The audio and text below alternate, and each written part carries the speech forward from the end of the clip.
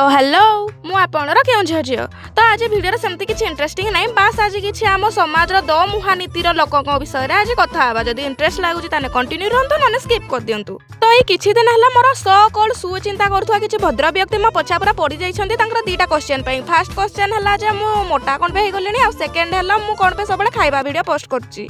चलतु आपण मानकर फास्ट क्वेश्चन ना आंसर टा मुझे दे दिए।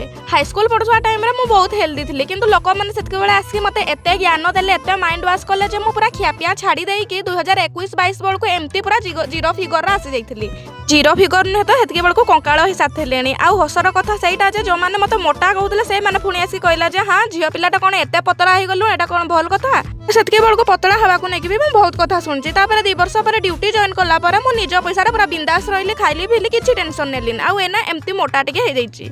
आउ किछि लोक को एना एथरे भी मिर्ची लागुछि। तमे माने कोन भाबुछ कोना मु बेलून तमे माने कहिने मोटा हे जिमी तमे माने कहिने पतला हे जिबी। तो छाड़ो एई भला लोक को किछि बुझाई हबने। एक्चुअली मैं सब जिंस को इग्नोर करबी बोले बहुत दिन भाबुथली किंतु तमे निजे भाबना तो गोटे दिन रे गोटे टाइप रो कथा तमे 10 जन लोक पाखरु सुनबो ताने दिमाग रे कोन प्रभाव पड़बो।